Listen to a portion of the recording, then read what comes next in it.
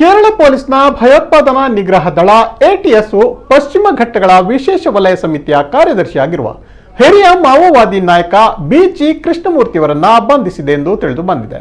ಮಾವೋವಾದಿ ವಲಯಗಳಲ್ಲಿ BGK ಎಂದೇ ಪರಿಚಿತರಾಗಿರುವ ಕೃಷ್ಣಮೂರ್ತಿಯವರನ್ನ ಮಂಗಳವಾರ ಸಂಜೆ ವಯನಾಡಿನ ಸುಲ್ತಾನ್ ಬತ್ತೇರಿಂದ ಬಂಧಿಸಲಾಗಿದೆ ಎಂದು ಪೊಲೀಸ್ ಮೂಲಗಳು ತಿಳಿಸಿವೆ.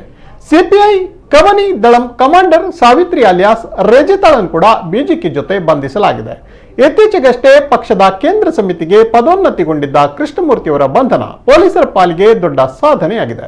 2016 ನವೆಂಬರ್ನಲ್ಲಿ ಮಲಪ್ಪುರಂ ಜಿಲ್ಲೆಯ ನಿಲಂಬೂರಿನಲ್ಲಿ ನಡೆದಿದ್ದ ಎನ್ಕೌಂಟರ್ನಲ್ಲಿ ಕುಪ್ಪು ದೇವರಾಜ ಕೊಲ್ಲಲ್ಪಟ್ಟ ಬಳಿಕ BGK ಅವರನ್ನ CPMನ ಹಂಗಾಮಿ ಕಾರ್ಯದರ್ಶಿಯನ್ನಾಗಿ ಬಡ್ತಿಗೊಳಿಸಲಾಗಿತ್ತು.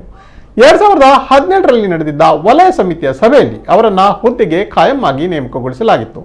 ಕರ್ನಾಟಕದ ಶೃಂಗೇರಿ ಮೂಲದ BGK ವಿರುದ್ಧ ರಾಜ್ಯದಲ್ಲಿ 50ಕ್ಕೂ ಅಧಿಕ ಪ್ರಕರಣಗಳಿವೆ.